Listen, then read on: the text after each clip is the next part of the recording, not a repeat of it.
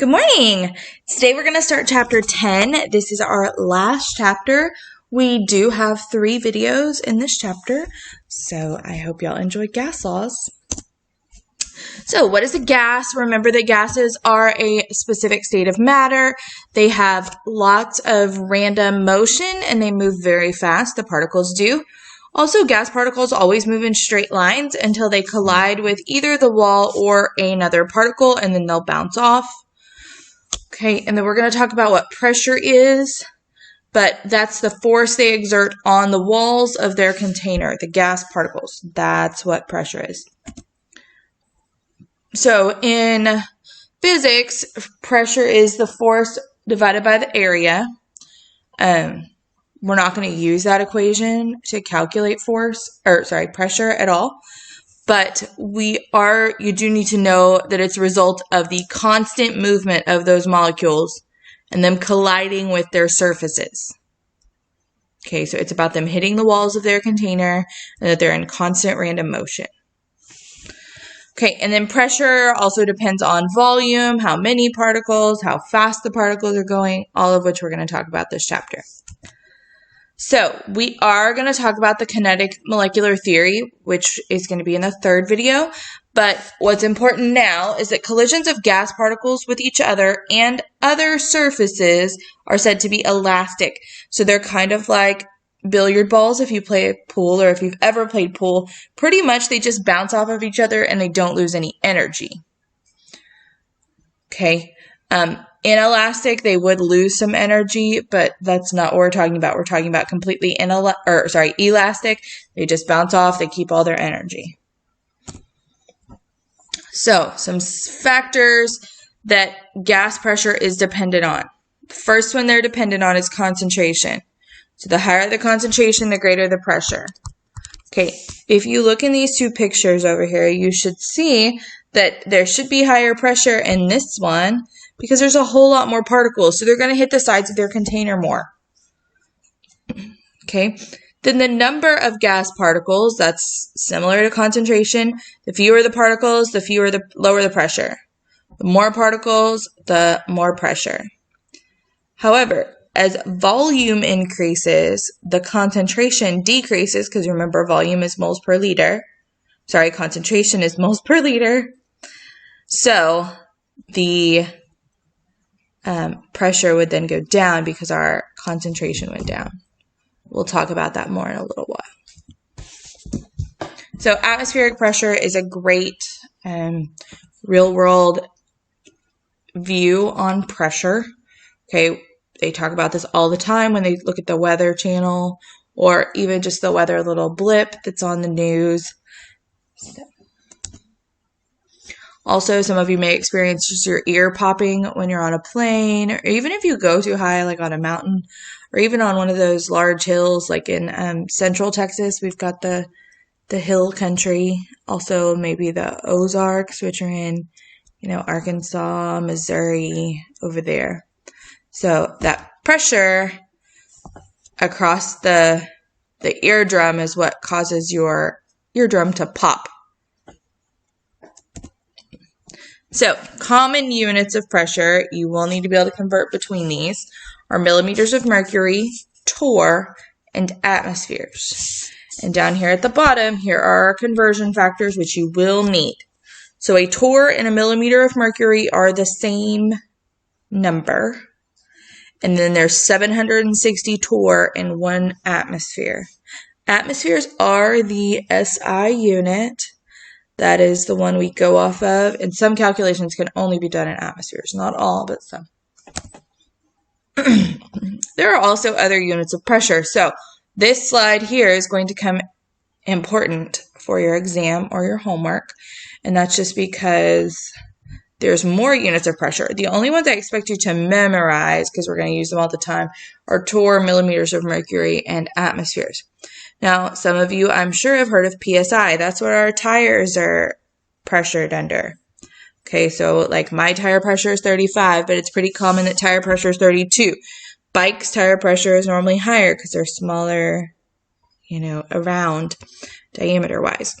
So it just depends, but PSI is what we use in America for tires. And pascals are a commonly used one, also kilopascals, but they're not really used anymore in America. So again, they may pop up on a conversion, but that's it. All right, so we've got PSI, and they want to know the pressure in millimeters of mercury. So I know that 132 PSI, I've got to do my conversion. So PSI is millimeters of mercury. So I can do 132 PSI, sorry, not 132, that's not the number, 14.7 and 760 millimeters of mercury. And we just do the conversion. 132 times 760 divided by 14.7, and I get 68.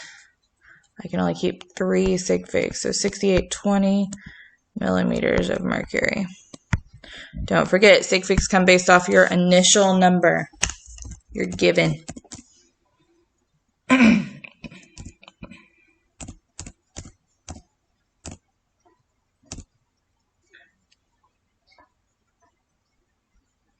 Okay, inches of mercury to PSI, and then inches of mercury to kPa. How about I do the last one? Let me look up. Inches of mercury is 29.92. Okay, so I've got 23.8.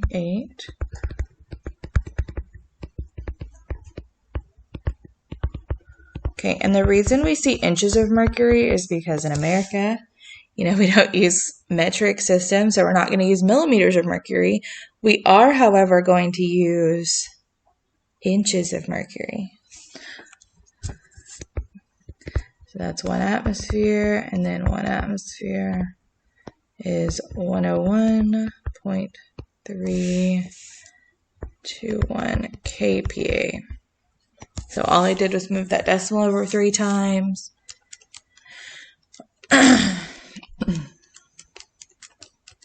And I get 80.6 kPa.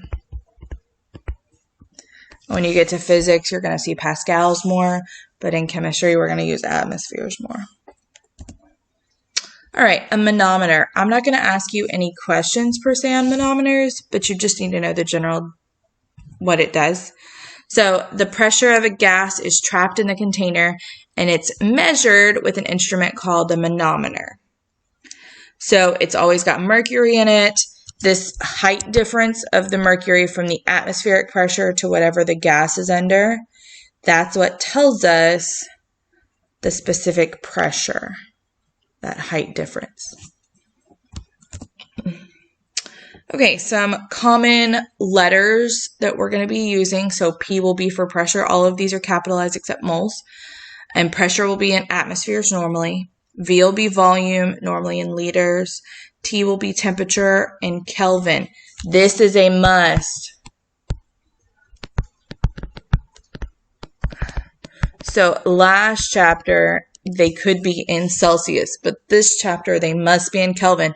So all you're going to do to get from Celsius to Kelvin is to add 273. And then small n is for moles. And its unit is moles.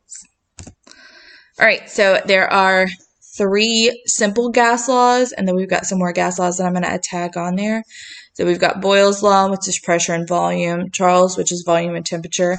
Avogadro, of course, includes moles along with volume. Just don't forget, Avogadro's number is one of the definitions of moles. So let's dive more deeply into Boyle's law. Okay, so Boyle said, what you need to know is that there is an inverse relationship between volume and pressure.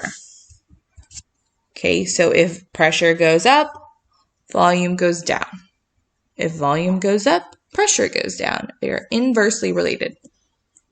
So here is a graph showing that as volume decreases, pressure is increasing. They are inversely proportional. So the equation is P1V1 equals P2V2. This looks just like our dilution equation from chapter 8, and that's okay. It's worked the exact same way, except now we've got pressure and volume instead of molarity and volume. Also, this really applies when diving. Okay, so according to Boyle's law, what happens to the volume of the air in your lungs? So as pressure increases, your volume is going to decrease from your lungs. So it's important. That's why it's always important to exhale while you're rising up. All right, so here's our first example. We've got a woman with initial lung volume of 2.75 is filled with air at an atmospheric pressure of 1.02 atmospheres. So that's my first pressure, 1.02 atmospheres times 2.75 liters is equal to, if she increases her lung volume to 3.25 liters, so okay, what is the pressure in her lungs?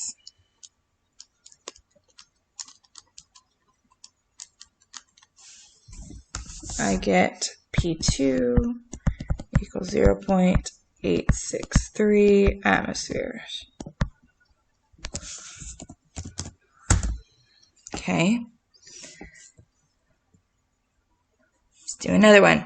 We've got a snorkeler, takes a syringe filled with 16 mils of air from the surface with a pressure of 1 atmosphere to an unknown depth. The volume of the air in the syringe at this depth is 7.5.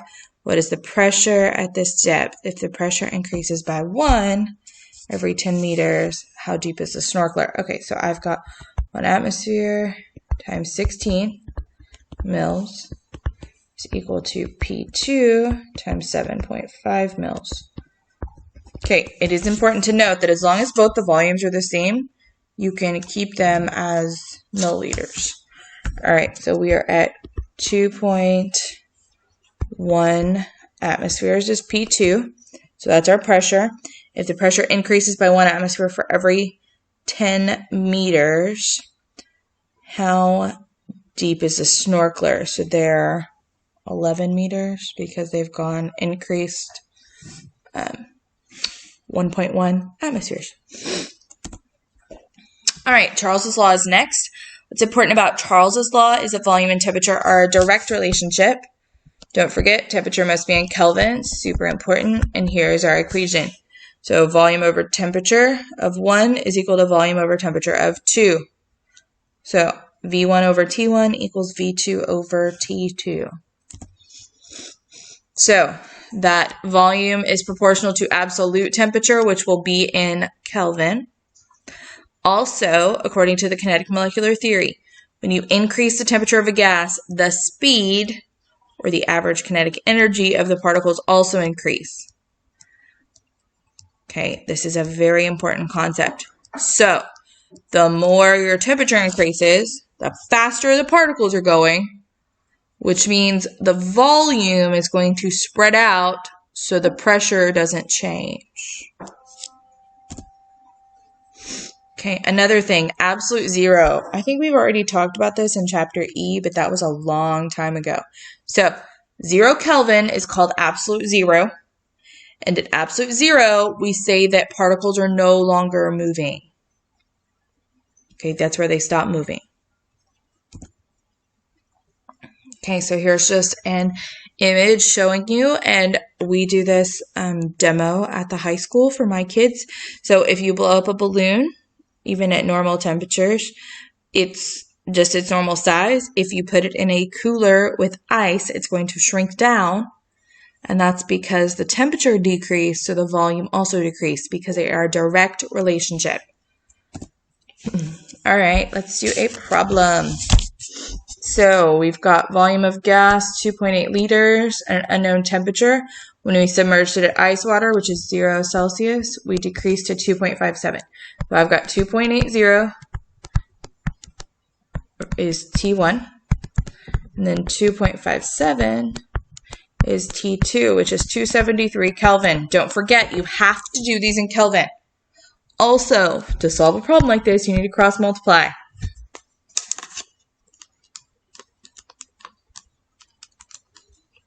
So I get T1 is equal to 297 Kelvin. Okay, then we subtract our, so it says in Kelvin and in Celsius, so we subtract 273 And I get 24 Celsius. So you cannot do these problems in Celsius. If you do, it's going to come out wrong.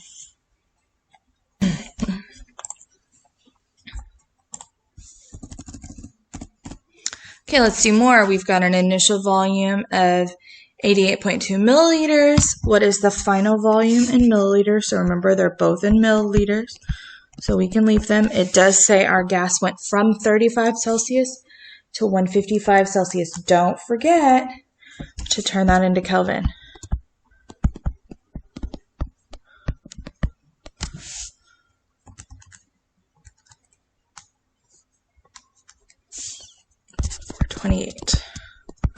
All right, we do our cross multiplication. And I get that V2 is 122, really 123 because it rounds up, milliliters. All right, Avogadro's law is the last basic law, which you need to know its volume in moles. They are directly proportional, which means if one goes up, so does the other. The more gas we have, the bigger the volume. Okay, here's our equation. It's the same as Charles's law, except now we have moles on the bottom.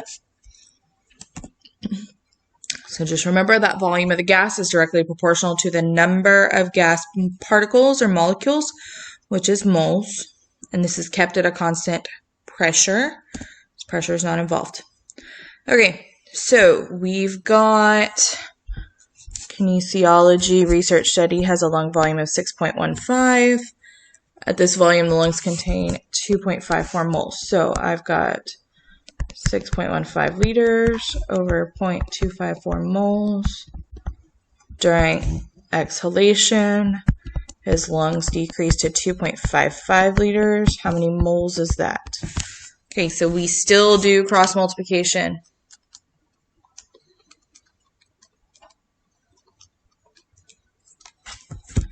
I get 0.105 moles. Much smaller. Okay, but the volume went down a lot, so should the moles. Okay, there's another one down there. I think y'all are probably good by this point. Okay, the last law, it kind of incorporates them all. It's called the ideal gas law. The ideal gas law is super important. It does appear in Chem 2, and we do expect you to be able to use it and use it well because we're going to pull in some gas stoichiometry later. All right, so this is using all the variables we have. PV equals nRT. Pressure must be in volumes. Sorry, in atmospheres. Volume must be in liters. N must be moles, although it is.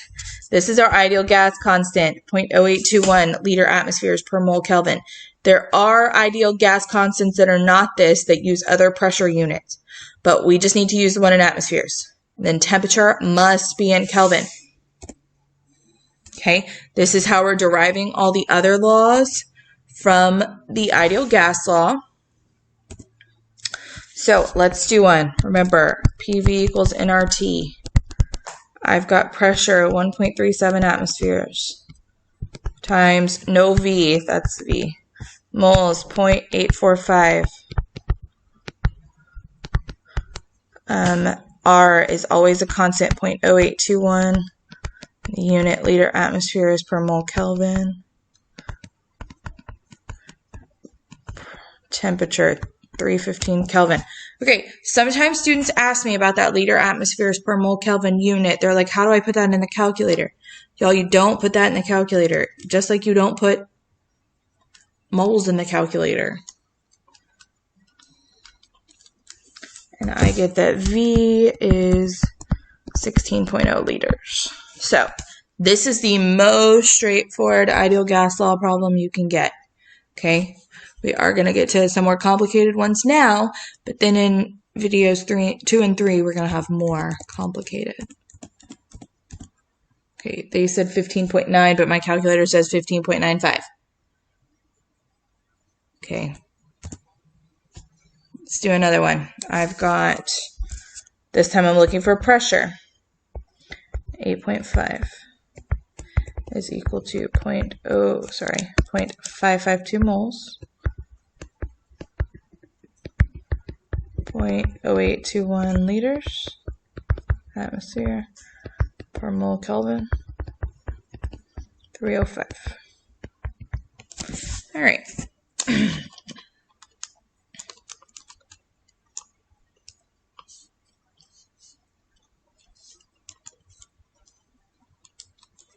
Okay, I get the atmosphere, so P is equal to 1.63 atmospheres, which in PSI, because it asks both, is 23.9 PSI. So don't forget, if a question asks 2 parts and you've got to do a conversion, make sure you do that. All right, look, we've got another one. Calculate the number of moles in this liter. We've got a total pressure of 24.3 psi at 25 Celsius, okay? So it's saying the total pressure is not the same as read on the pressure gauge. Okay, the pressure gauge is called gauge pressure, and then it's got a difference. We don't need to know that, okay? We just need to know total pressure. But remember, this has to be an atmosphere. So the first thing I need to do is convert to atmospheres.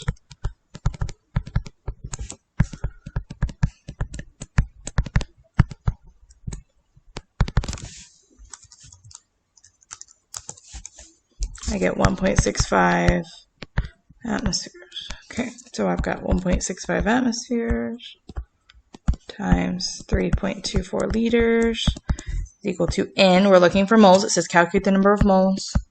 R is always the same constant, 0.0821 liter atmospheres per mole Kelvin. And I've got 25 Celsius, which is 298 Kelvin.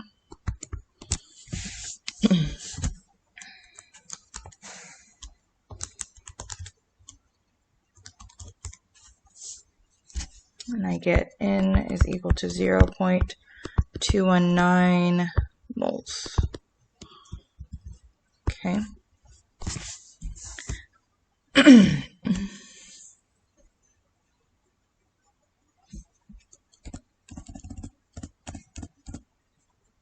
there it is, 0.219 moles. Let's look at one more of these two. Let's do the for practice. So remember, we've got to get millimeters of mercury to atmospheres, because that's what our problem needs to be in.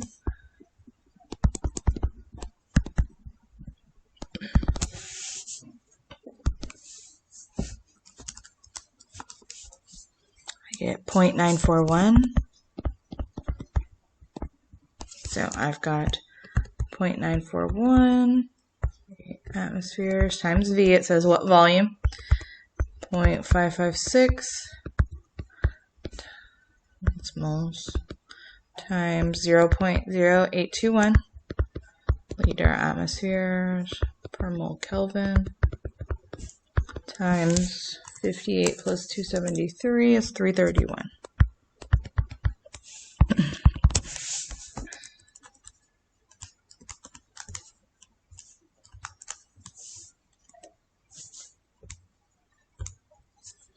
I get 16.1 liters. Okay, so if y'all have any questions on any of these problems, y'all let me know. This is the end of video 1, and I'll see you next time for part 2.